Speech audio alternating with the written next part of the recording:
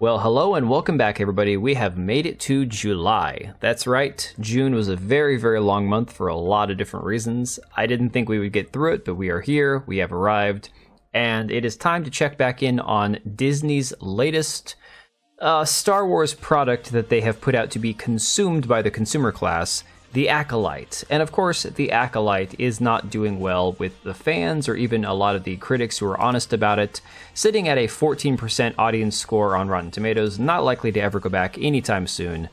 But who knows, maybe there will be a bump after next week's episode.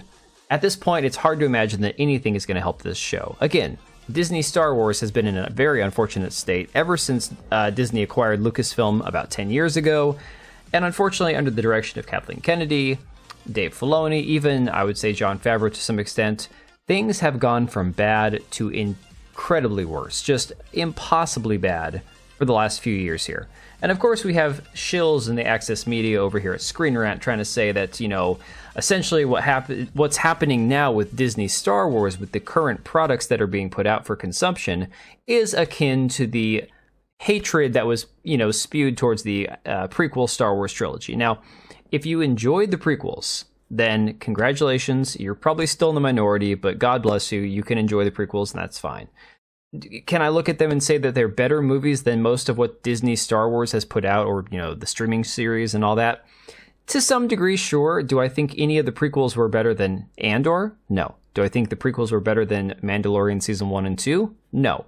Were the prequels probably better than most of the other streaming shows or the Disney Star Wars trilogy? Absolutely, fine. That doesn't make them great movies. However, this person is trying to compare them to, so Molly Brizzle over at Screen Rant is trying to compare the dislike of the prequel trilogy to the way that the current Star Wars universe has been treated by the fans. I think this is just kind of a weird stretch to try to say, oh, it happened once and it's happening again, and in 20 years we're going to remember all this fondly. I don't think the lesbian witches on the Acolyte are going to be remembered fondly in 20 years. I could be wrong. But then, of course, over at Forbes, you have Paul Tassi, their senior contributor, saying that the 15% audience score at the time, now it's again 14%, mind you, that it was embarrassing, but not for the show, not for Disney, not for Lucasfilm, embarrassing for you, the viewers, because of the fact that it just means that you're a bunch of evil trolls and bigots that just want to downvote things that you don't agree with politically. Now you have Leslie Headland, the lesbian showrunner who injected a lot of her own personal feelings into this show, given the fact that she wanted to make it Kill Bill meets Frozen, because of the fact that she likes the idea of having a heterosexual male leadless TV show, given the fact that she had some weird fascination with the idea of having, like, Elsa and Anna having this weird love relationship, despite the fact that they're sisters. I felt like she was giving this weird, strange vibe, if you catch my meaning on that, when she talked about it. Essentially, she's casting doubt on the idea of season 2 of this show being made. I don't think this is a shock. If you look at the amount of money this show cost, I believe it's $180 million. 8 episodes, I think you're going to get. Either 8 or 6 episodes total that we're going to get before the season's done. And nobody's enjoying it. So why they would keep throwing good money after bad is beyond me. You have what's her face? The woman that was supposed to be directing the new Rey Star Wars movie, who said that she likes to make men uncomfortable, now coming out and saying that the Star Wars New Jedi Order is going to essentially ignore fan criticism and saying, I'm just drowning out those voices until I'm done. So here you have the woman who's supposed to be helming the director's chair of the 10th Star Wars film, the 4th Disney Star Wars film installment of their trilogy, essentially, you know, a sequel, if you will, to their trilogy, saying that she's just going to ignore all criticism. And of course, a lot of the backlash that we've seen about the Acolyte has coalesced into some fantastic memes. I'll play it as a snippet of this for you. Ceremony we have not performed since our exile. But the thread has tied together.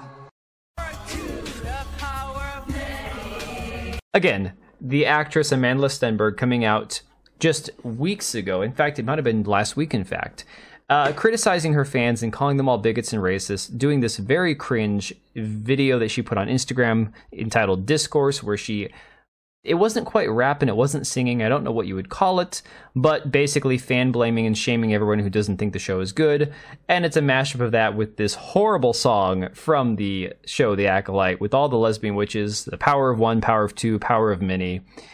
Absolutely wonderful meme magic coming out of this. And of course you have this scene from the Acolyte where she does the haircut with the lightsaber, but in this rendition the face slides clean off, which is probably more accurate to what would have happened. And I know all the people out there going, oh no, but lightsabers were used to cut the hair of the Padawan during the Jedi knighting ceremonies. You can make that argument if you really want to. But the reality is, I doubt that anybody took a lightsaber and slashed it in front of their face to cut their hair with it. Maybe removing a ponytail is a little bit easier when the master is doing it, rather than somebody flicking it in front of their face and wildly just, shredding their hair to pieces.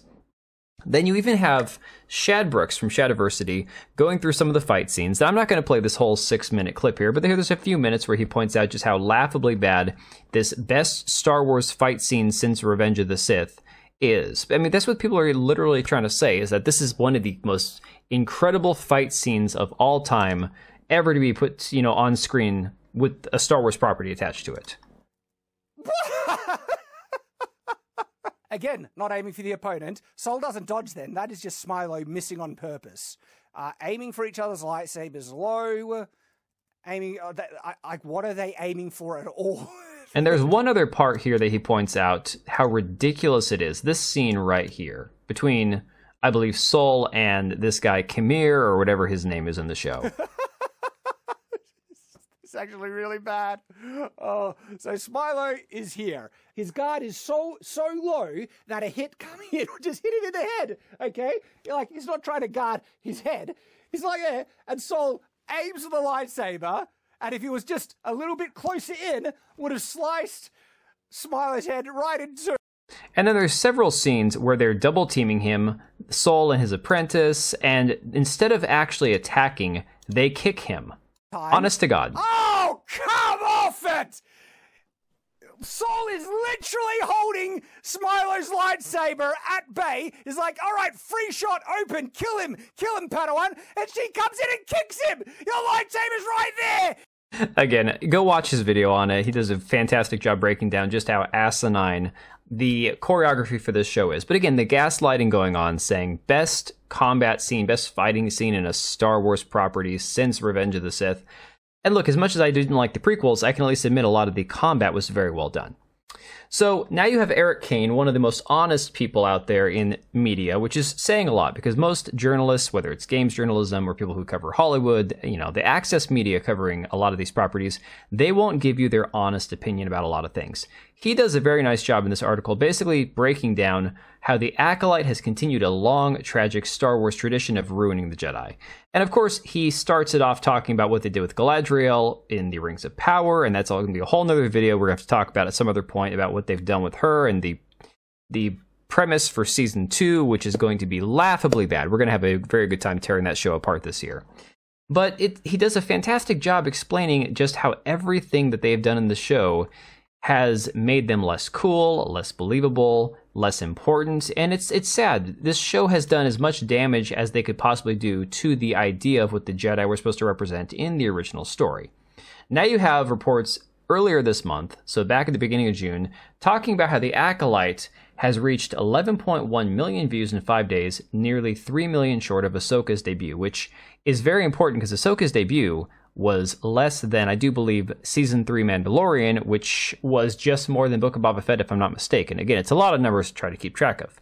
What's significant about that is here we are at the end of the month, and the Acolyte viewership has declined for the second week in a row, nearly 60% decline from Ahsoka. That is incredibly bad. Very bad news for Disney, who is already having a ton of issues due to investigations that are going on, given the fact that they have had several high-level employees be exposed talking about how there is racism in the company and they won't hire white men, and if you're not black enough, then you're not going to get the job even though you're half black. Again, Disney has just become an absolutely vile, disgusting company. And this that Park Place breaks this down pretty well in this article, talking about how viewership for the Acolyte has declined for the second week in a row, according to data shared by analytics firm PLUMMETS. As reported by Variety, viewership for the Acolyte declined to 232 million minutes watched for the week the show's 5th episode debuted. That's a decline of 11% from the previous week, which had a total of 262 million minutes watched. And again, these sound like a lot of minutes. It definitely sounds like a lot. But when you split it up among households all over the world, anybody who has access to Disney Plus, and you break it down, it's really not that much time when you compare it to other shows that are being watched. And it's important to remember that this show and many of these other first-party Disney Plus shows that they've created couldn't even hold a candle when it came to minutes watched to Bluey, which was a property that Lucasfilm purchased the rights to, Disney purchased the rights to, just to put on Disney Plus. And again, not something they created, and yet it had more views, more minutes watched than The Acolyte. Absolutely embarrassing. Of note, the runtime for both the 4th and 5th episodes are nearly identical. The 4th episode has a runtime of 34 minutes and 2 seconds, while the 5th episode's runtime is 34 minutes and 5 seconds. The show hit its peak viewership with the release of its 3rd episode, which introduced lesbian space witches as well as a replacement for the Force called the Thread. Again, replacing the Force or trying to rename it is just an idiotic decision by these people who are completely brain dead at this point. It's pretty obvious that it's been put on full display that they don't have a freaking clue what they're doing when it comes to trying to appease Star Wars fans. Viewership for the week, the 3rd episode debuted topped 380.5 million. The least viewed week was the show's premiere week. The 2-episode premiere only brought in 210 million minutes. So all of this basically adds up to where, essentially, even though the show Ahsoka declined the week of its 3rd episode to 487 million minutes, The Acolyte increased to 380.5, Ahsoka still had over 100 million more minutes viewed compared to The Acolyte. Ahsoka's 4th episode hauled in 459 million minutes compared to the 262 million minutes in The Acolyte. And again, it just goes on and on. Essentially, this show, if it even makes it to its 8th episode, retaining 40% of the people that have started the show, it's going to be a miracle. If you recall, the Rings of Power had a, I believe, 30% dip from episode 1 to 2. That means people who started the show, started the 1st episode, couldn't even make themselves watch the 2nd one, and they put out both episodes 1 and 2 at the same time. And it shouldn't be forgotten that Disney, for all of their, agenda pushing, for all of them trying to virtue signal that this show is diverse and that they love diversity and that there's no diversity of thought because there's no straight white men and there's, they treat everybody who's brown as a monolith where they apparently all have the same ideologies. But this show and Disney as a whole has been revealed to not be paying people equally between men and women.